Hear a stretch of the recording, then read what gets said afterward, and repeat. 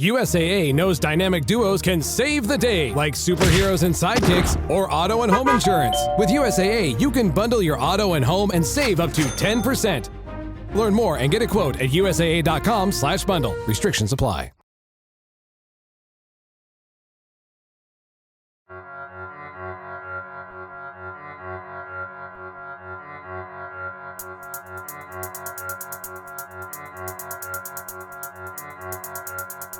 For about a month now, we've been tracking the rollbacks of various environmental regulations and at the same time, the fast tracking of permits for new oil and gas projects.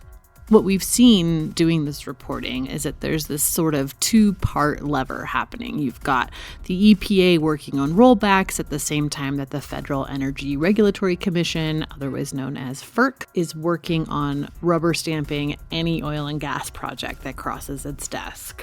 FERC is an almost impossible institution to write about or even think about, and that's kind of by design. It's incredibly complex and basically sort of a black box. Even when they do publish their reasoning behind different decisions, it's so hard to parse that it's almost impossible to understand. And that's from someone who reads energy policy stuff all the time. I can only imagine what a layperson would do with the FERC website. Those kinds of things are what a new lawsuit against FERC is trying to undo. The lawsuit was filed in the DC District Court by Food and Water Watch and Berkshire Environmental Action against the Federal Energy Regulatory Commission, and it charges that the national body that regulates new gas infrastructure projects is failing to consider the climate impacts of the pipelines and related infrastructure that it's tasked with reviewing. Now, this is important because a few years ago, legislation was passed that requires FERC to consider climate change impacts of the projects that it's approving or not.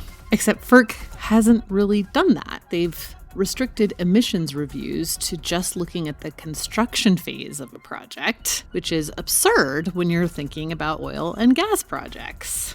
Their justification is that they couldn't possibly know what the future climate impacts will be of any given project, which again just seems silly.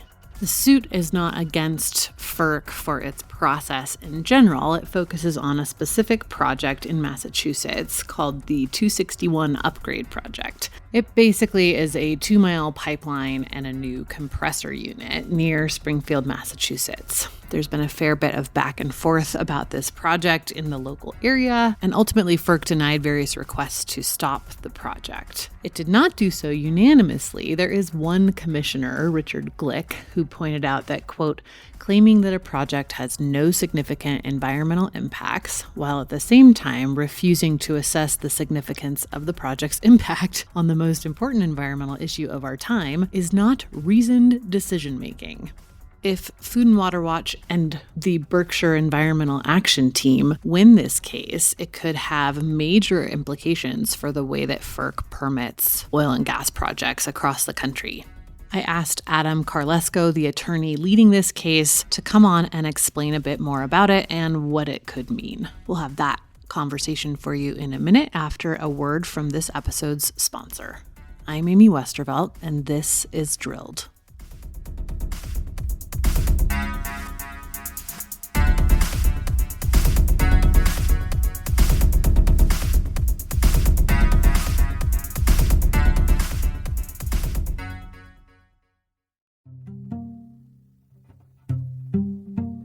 Hey, Drilled listeners, Amy here to recommend another climate podcast.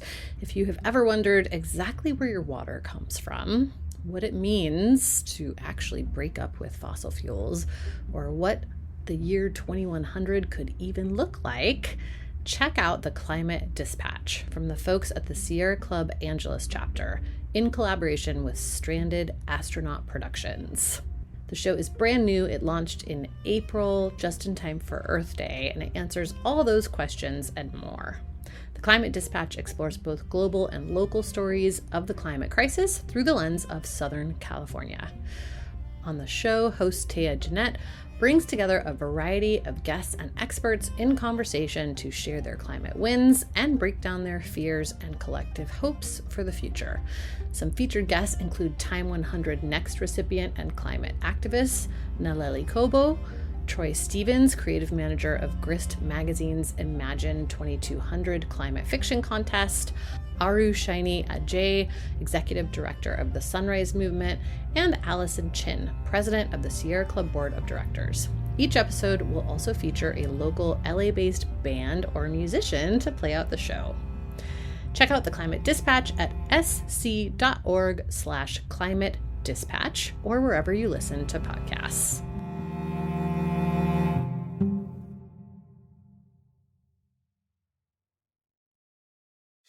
Hey, it's Paris. You know I love sparkly things, right? Like stars. Duh. And thanks to Hilton and AutoCamp, I just slept under them. Picture me, serving looks by the fire outside my luxurious Airstream, making s'mores with the kids, while a national park is our backdrop. The great outdoors meets Hilton hospitality. That's hot. Explore all the new ways to stay at Hilton.com. Hilton for the stay.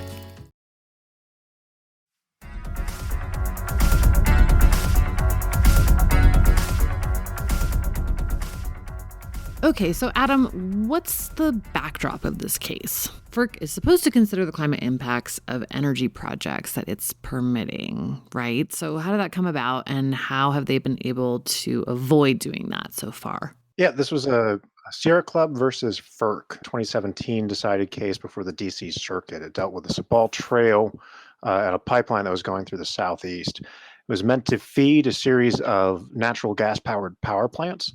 And when FERC went to go issue its certificate order for this project to proceed, they had essentially dismissed all climate considerations, emissions downstream of the pipeline, and they had looked to really just include what kind of emissions would come out of construction of these pipeline systems and the compressor stations. So this was challenged in court by Sierra Club. The DC Circuit came back and said that FERC really could not disregard this sort of information. It was something that was required under the National Environmental Policy Act, or NEPA, and that when reviewing emissions under NEPA, they needed to include reasonably foreseeable indirect effects, which would be, in the case of a pipeline, which is designed to be a conduit to convey gas for combustion, typically, the foreseeable event of that being combusted, especially if you knew that this was going to two power plants. And so the court handed back FERC this decision and said, you need to assess emissions downstream or adequately explain why you cannot. And then FERC proceeded to move forward with a policy after this decision that essentially disregarded that entire case and what it had required of them by doing more linguistic gymnastics, essentially to say that climate impacts are innately unforeseeable. It's impossible for us to tell what's going to be happening with much of gas moving through pipelines. We're not getting any information within our permit application process from the pipeline developers who are trying, who would have the information as to where this gas is coming from and where it's going to. They said that they did not have this information and could not make reasonable projections. This was refuted in a case that was then decided last year. I believe it was in November. The case was Lori Burkhead v. FERC. And the court kind of danced around making a definitive answer because the plaintiffs didn't directly address this issue. But within some of the discussions of the court, they essentially came to the conclusion that it was reasonably easy for FERC to ask pipeline applicants to give information as to where they're getting this gas from.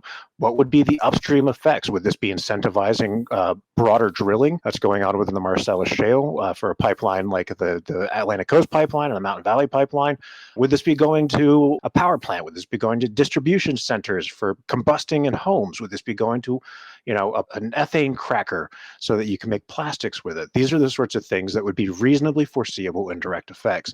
However, FERC has kind of disregarded all of that and done a blanket policy that says that because we somehow dodge around this question and say that Any and all emissions downstream and upstream are completely unforeseeable. We don't know how any of these projects will impact broader climate issues. We just can essentially mark this zero and say that we don't even have to address this elephant in the room. And by doing so, they put their finger on the scale in favor of project development by having essentially the largest environmental issue of our generation be completely disregarded when they're doing environmental review of these projects.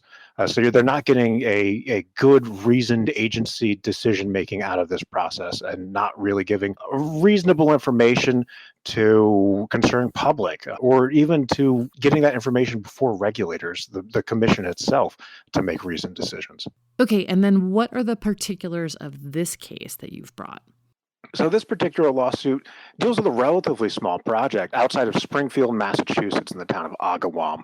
It's about 2 miles of additional pipeline. It's a thicker pipeline, and they are installing an upgrade to a compressor station unit that already has 2 smaller compressor units in it, taking those out, decommissioning them, and putting in one large mega compressor unit that is roughly double the capacity of the previous compressor station. And so we're challenging the approval of this. Aside from the climate considerations, we have members that live within the community. One of our declarants lives 500 feet from this compressor station unit, and before they did the upgrades to put in the compressor units that they're now decommissioning, she had lived there since 1979, had never had an issue with this. Occasionally, small-scale compressors would run during the winter to get gas further into the state. But now, with the broader expansion of gas power throughout much of the Northeast, she's seeing this come on regularly. They're getting blowdown events that are blowing a mix of methane and natural gas and other sorts of fossil fuel emissions into the ambient atmosphere. Being 500 feet away, it's getting into her house. She's had headaches. She's had to go to the hospital for these issues. This compressor station's also about 2,000 feet from Six Flags New England, and it's to the west of it, so downwind of where this compressor unit is. We don't feel that FERC has really adequately assessed many of the issues that are coming before the commission that needs to be included when they make the assessment that this is in the public necessity. And I think the certificate is called the Certificate Order of Public Convenience and Necessity. So they have to make a consideration as to the environmental impacts, their harms, weighed against how much the society and the broader community requires this sort of infrastructure.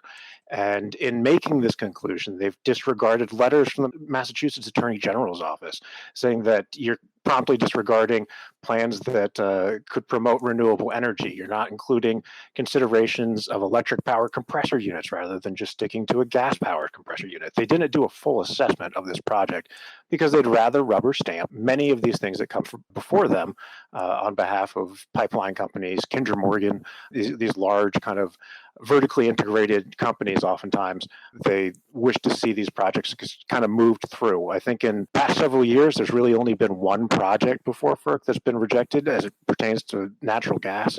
So the rates of approval for FERC are incredibly high, and that's why they have a reputation of being a rubber stamp. So there are a number of issues pertaining to this particular compressor station, and it doesn't help that it's going to be constructed within Springfield, Massachusetts, which the American Allergy and Asthma Foundation found to be the #1 worst city in the country for asthmatics due to a mix of air pollutants, pollen, hospital visits, and asthmatic fatalities. So you're getting worse air quality in an already vulnerable airshed. You know, it's funny, when I first heard about this case, I initially assumed it was about the Weymouth compressor, because that's another one that seems to be being built to transport gas for which there are no customers. And there's all these weird issues where they haven't really thought through where the pipeline is coming from, where it's going. It's sort of a pipeline to nowhere situation. And that brings us to a broader issue that has been going on with FERC generally. And it's something that was actually raised in a letter within the FERC docket from both senators of Massachusetts, Markey and Warren. They said that there was a metering station that was associated with this project that was considered under permit applications by the state of Massachusetts that FERC considered to be a separate project. And they subdivided these projects so that they could review them individually, say that because they're so individually small, they don't rise to the threshold of a significant environmental impact. And so they keep doing this by making particular projects as small as possible, and then they don't review the broader infrastructure built out within a city, within an area, within a region. And so when they wind up approving compressor station, pipeline, associated infrastructure after associated infrastructure, they never take a broader look as to what that looks like in terms of the growing and snaking pipeline system across this country. And so they're causing death by a million cuts. That's interesting because, we've been tracking new permits and regulatory requests since the pandemic hit, and it seems like FERC has been really fast tracking oil and gas permits lately. They are, and it's grabbed the attention of not just advocates like Food and Water Watch, but also the eyes of the House Oversight Committee and their subcommittee on civil rights. Jamie Raskin, who is my own representative down here in Maryland, has led this a whole letter to FERC on behalf of a broader congressional delegation, asking them to halt certificate orders approving new infrastructure in the interim. And so they promptly disregarded that, saying that I think Chatterjee, the chairman of FERC, gave some sort of platitude of how we must serve our customers and do the best to get projects going on, but they're not really considering what is going on around them in the broader world, the complete collapse of the energy industry, and they're still moving forward like it's 2018. It seems pretty nuts that these projects that won't even be online for potentially years are somehow getting critical infrastructure designations that are supposed to be for facilities that are currently providing power, right? We've even seen some plastic plants getting that designation. There's a Shell plant under construction in Pennsylvania that was deemed critical. Yeah, and I think that comes to a broader issue as to how I think the more umbrella Department of Energy has been dealing with cracker and plasticization units and considering them to be somehow tied to the energy system just because they use the waste stream that comes off of the oil and gas industry to essentially monetize it and turn it into plastics. Okay, so what's next for this case? So it has been docketed before the DC Circuit. Procedural motions are going to be due May 22nd, and then dispositive motions are going to be due June 8th. And then dispositive would be motions to dismiss any sort of challenges on standing. Once that is passed, and then it goes to briefings on the merit, and then hopefully we would get some sort of expedited decision coming forward since this is a project under construction. Motion to dismiss is kind of a standard movement from a lot of government agencies as it relates to environmental litigation. That said, spoken with some folks, looked at the declarants that we have. I feel like our standing is strong. We have people who have been directly impacted by this. They live within the community. They've been involved in the FERC process from day one. These are the things that, unless FERC really feels like burning taxpayer money and time, trying to burn down a clock, it would not be in the best interests of everyone involved to proceed with challenging on standing grounds. So we're hopeful that just, keeps moving. We get to the merits quickly and, get a decision that's favorable to us. Okay, great. We'll keep an eye out for it. Thanks, Adam. No, thank you for the interest and thank you for getting this out there. I think it's important and I'm glad that you guys are offering this service to get this news out.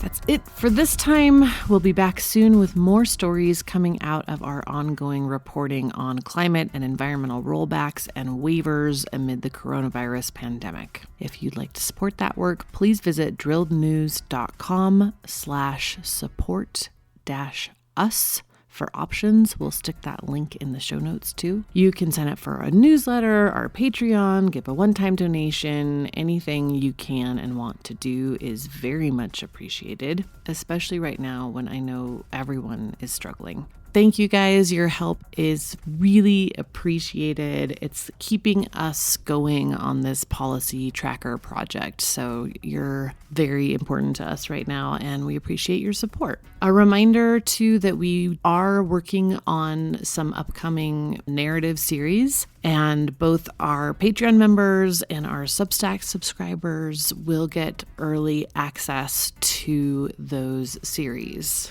We'll also have some members-only bonus content coming at you soon, so look for that. Thanks again, and thanks everyone for listening, and we'll see you next time.